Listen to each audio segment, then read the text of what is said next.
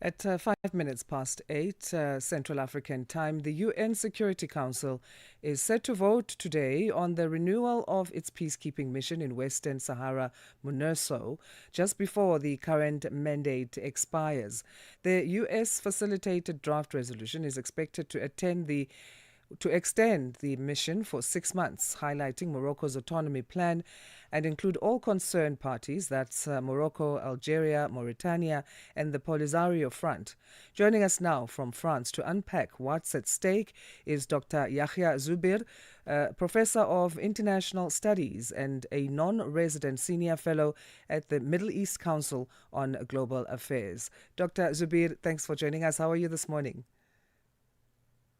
Great pleasure to be with you. Thank you very much for inviting me. Well, the pleasure is all ours. Dr. Zubair, the UN Security Council, let's start here, is set to vote on MINURSO later today.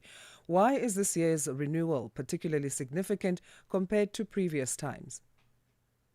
Well, there was a sort of consensus among the Western powers and some others to impose a sort of solution, to impose which is in a sense illegal, but to impose the autonomy plan of Morocco that it has been brandishing since 2007.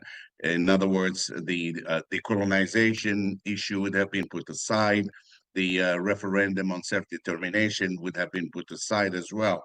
So there have been some behind the scenes negotiations among the different members, both the P5 and the non-veto powers or representatives in the UN Security Council.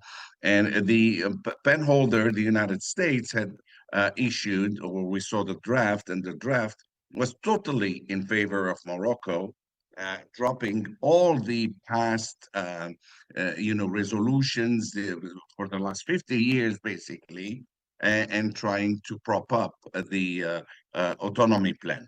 This has not been the case, my understanding. I've seen some of the revisions, and I understand also that there might have been a veto threat by Russia and perhaps even China if that resolution was passed. So there have been revisions, and the last one, the third, I believe, that I have seen is totally different, although it has some ambiguities, but at the same time, it does not set the autonomy plan as being the most important one, the only basis for negotiations. Um, so we are now sort of midway.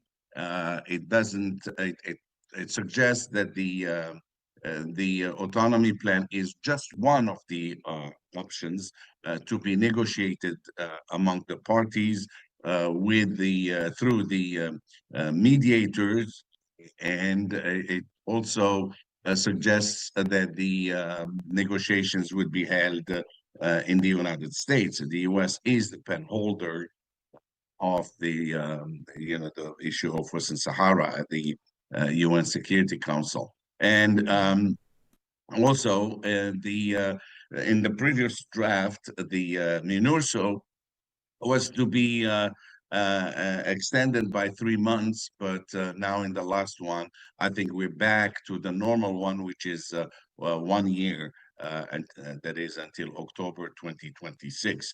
So there have been really, I mean, tough negotiations at the Nations Security Council, and now we'll see what would happen with the negotiations.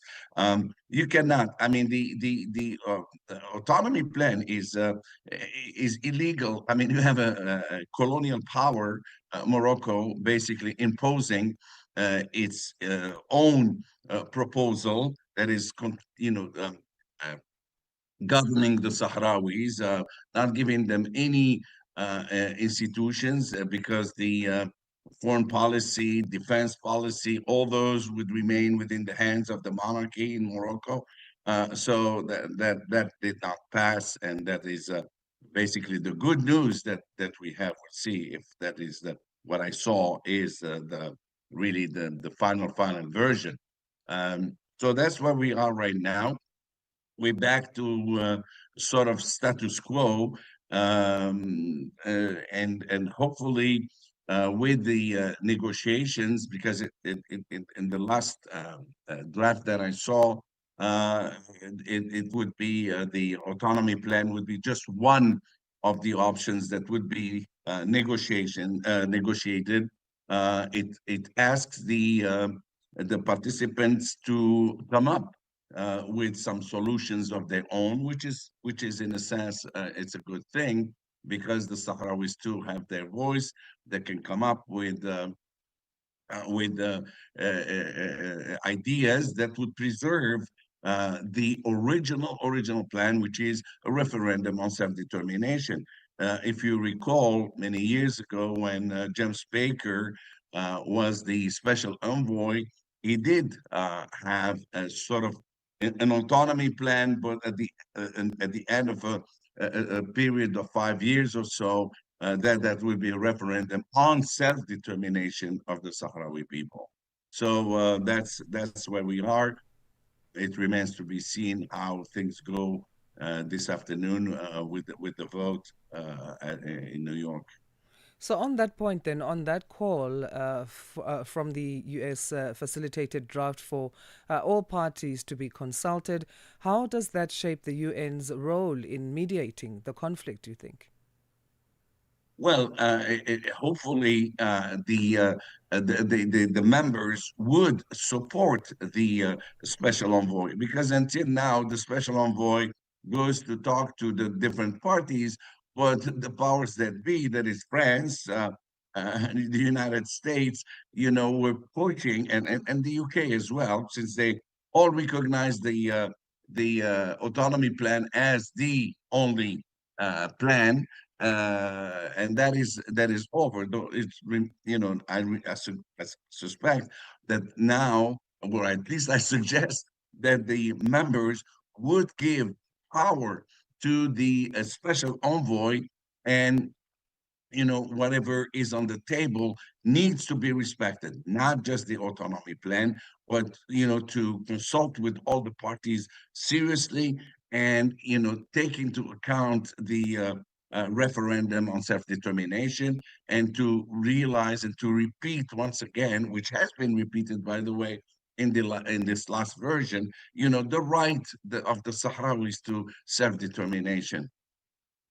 How likely will this council be to reach a consensus? And what will happen if it doesn't? As you mentioned, there's France and the US, they are backing Morocco, and then also Russia and China, on the other hand, as well as several non permanent members, insist on taking a neutral approach. Well, I believe that with this resolution, we see that the United States, stepped down in a sense, allowing all these changes. So it would be ridiculous now, to go back on the resolutions and no, no, no. The autonomy plan is the only plan that is on the table. So there would be, I believe, pressure from all the members, not only in the Security Council, but at the General Assembly, who would be pushing for this approach, which takes into account, the interests of the Sahrawi people who have been colonized since for the last 50 years, or previously before by the Spaniards, and now by the Moroccans. Let's talk about the stance of the Polisario Front. They're continuing to stress self determination, and they've rejected frameworks that don't include independence. How might this influence the vote and the broader peace process? Well, I think in the last resolutions, it did have some impact because it takes into account, it doesn't say independence, but it says, the self-determination of the Sahrawis, so the Sahrawi people.